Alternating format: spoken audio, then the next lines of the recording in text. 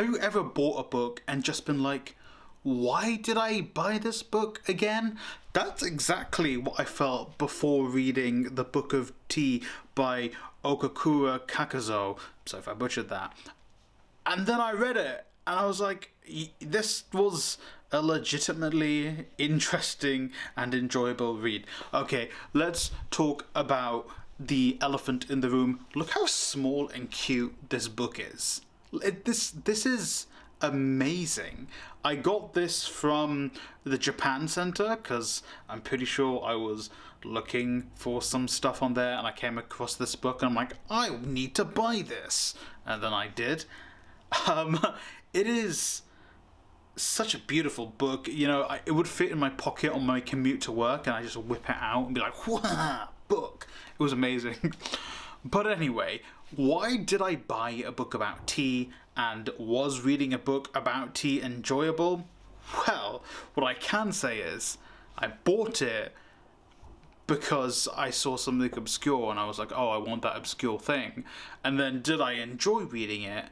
Yeah, I actually did. It was a surprisingly informative and introspective look into tea and the history of tea and the cultural, religious impact of tea, specifically in Japan, some in China, and also addressing some of the influence of tea in the West. You know, America is America kind of because of tea. That is very reductionist, I know, but still. Okakura Kakuzō, again, sorry if I butchered that, actually wrote this book in English. He is a Japanese man who wrote this book in English. Oh, and I didn't even mention, this was written in 1906, at least from what I can see in my research on this book. So this book goes into something called teaism, and then when I read it at first, I was like, what the hell is teaism? Then I googled it and I was still like, what the hell is teaism? But kind of what Kakuzō goes into about teaism is the cultural and also religious influence of tea and tea making, especially in Japan, in Taoism. I think he touched a little bit on not Zoroastrianism. Ignore me, Taoism. Let's just stick with Taoism, because I'm going to get my words confused. And Zenonism. Anyway, so it's going into how tea was viewed initially as this just thing that happened. It's very interesting when he goes into the history of how tea was made as these little blocks of tea, kind of how we would see maybe coffee granules, but not quite the same, obviously, because it's leaves. Then it moved on to the whisking technique. Hello, Editor Booth Sully here. So I just cut out this whole section where I was talking about an anecdote about the tea whisking ceremony because frankly it felt just inappropriate, to be honest, the way I was saying it. But basically, the whisking technique is basically what the Japanese tea ceremony is now. That like sado technique where you use matcha powder tea. That's kind of what the tea ceremony is. So just cut out a whole 2-minute anecdote there. Because I just steep my tea, and that's kind of how we consume it now. That was a whole other tangent about going into tea and how it's made. But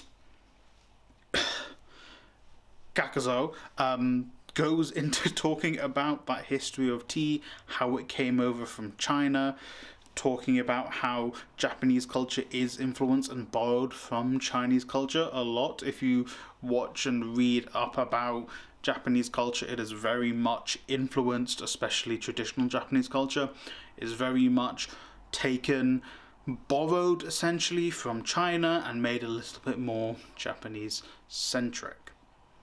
But Kakuzō really does go into two different mindsets and frames in this book. On the one hand, you have him giving you the factual, just the hard, like, influence of how tea traveled around the world, the influence of tea, the significance of tea in different parts of the world. He also takes a couple of really great jabs at the UK and America, which I was like, this is amazing. I'm going to read this extract to you. He says, You have gained expansion at the cost of restlessness. We have created a harmony which is weak against aggression.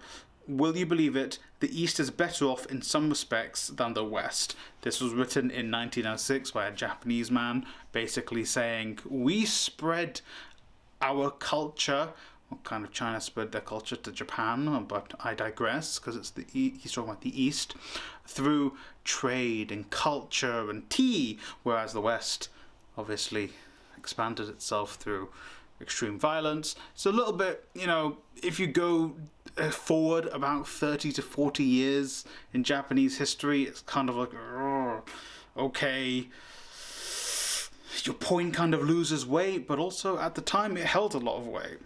But I'm sorry, I had to read that extract because I was just like, oh, what a don, what a jab there.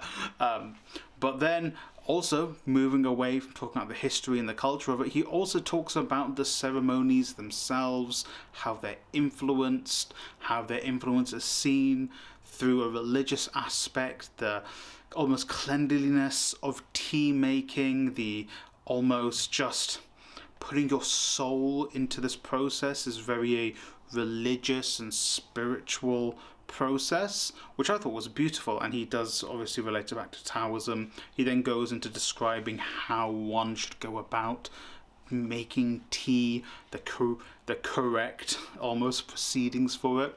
It is very, very beautiful. I will say this book is very much a product of its time, the early 20th century, so it is written like a man in English speaking about tea and culture. So the English is that very 19th century English because Kakuzō grew up learning English, and also some of the thoughts and ideas he does present are very out of date, but I'll be honest, it is a beautiful insight into tea, something that truly is influential in a lot of our lives. For me, especially as a South Asian and British man, where tea is a staple of the culture I have heritage from and the culture I grew up in, because tea, I suppose, and it really actually made me appreciate tea.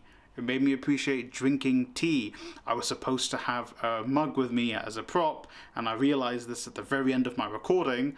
So let's imagine I was holding a mug with me this whole time.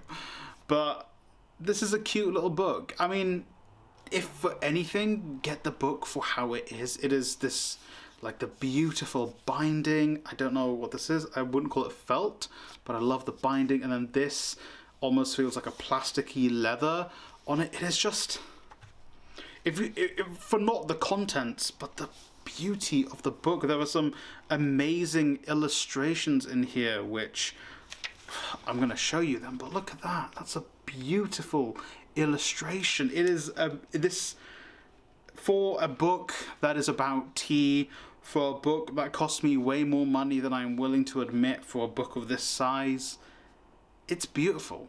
It's not going to be my number 1 book for this year, but I love it. I'm gonna cherish this book. It's beautiful, just like tea is beautiful. Thank you for watching. I hope you enjoyed the video. Remember to like, subscribe, share the video, and hey, I hope you read a great book today and drink some tea.